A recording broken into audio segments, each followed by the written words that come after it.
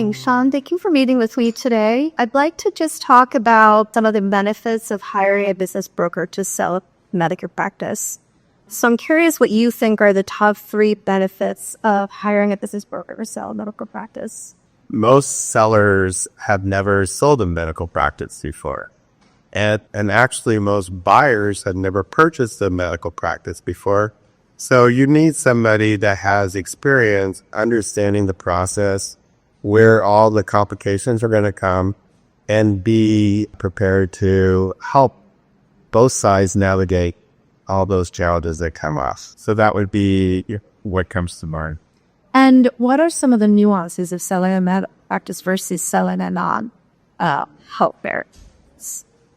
Medical practices are really cost-effective. The licensing that is required, the corporate practice, the medicine rules that are in place, all the regulations in healthcare are quite a lot. And so it's very different than selling, another more service-oriented business.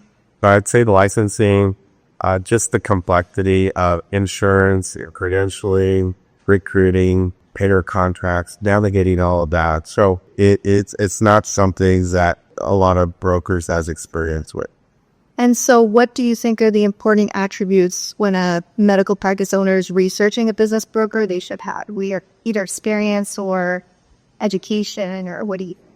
Yeah, absolutely. They need to have really working knowledge of a medical practice. So ideally somebody that has been a former owner, somebody that's been a practice administrator, somebody that has a well-rounded knowledge of the different areas of a medical practice.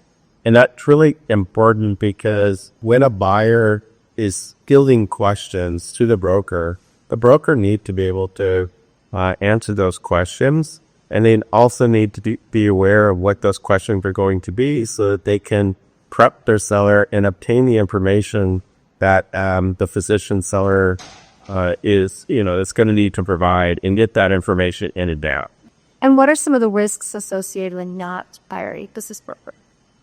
We see that quite a bit. There's a lot of buyers out there that are pursuing going direct to medical practices to try to purchase them. They specifically want to bypass the business broker. And if they do that, then they have all the advantage. Okay, they have the experience, they know what values are, and so all of the debt is really stacked against the seller in that case because they don't have anybody to help level the playing field. And have you had experience where a medical practice owner has come to you and already attempted to sell their medical practice and were unsuccessful, and obviously they're now researching the expert? Several situations come to mind there, but what I commonly hear is that they feel like they wasted a lot of time, money, going down a rabbit hole that ultimately didn't lead to a transaction. And then later they realize they needed a system, and they go and search for somebody that be qualified to assist them, and then start the process over again. And the one that I'm thinking of right now, we were able to sell the practice for more money, quite a bit more money than what corporate buyer is willing to pay. And I'm curious, in speaking with other business brokers who maybe don't sell medical practices, what are the differences between a seller of a medical practice versus a seller of a different type of business? Usually the seller of a medical practice is a physician. They are, highly trained, very intelligent, and they have very limited time. And so you really need to be very well prepared and be able to speak to them in the way that they want to receive the information. I think in other businesses, maybe the seller doesn't have the level of knowledge that a physician owner has. And what are the most typical buyers that you do, like the profile of the buyer? Buyers are generally either individuals looking to buy a job.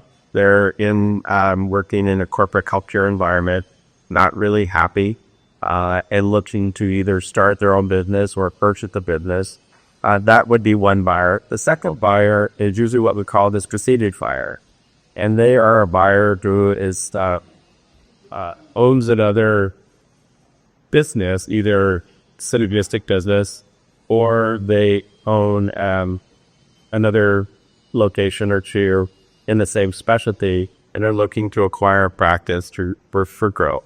And what pieces of advice would you give to a owner of the medical practice for looking to sell like this either now or 2 years now? Yeah, absolutely. Start sooner than later. Obviously, it's sad, but about 70% of the healthcare owners out there do zero plannings before they decide to sell.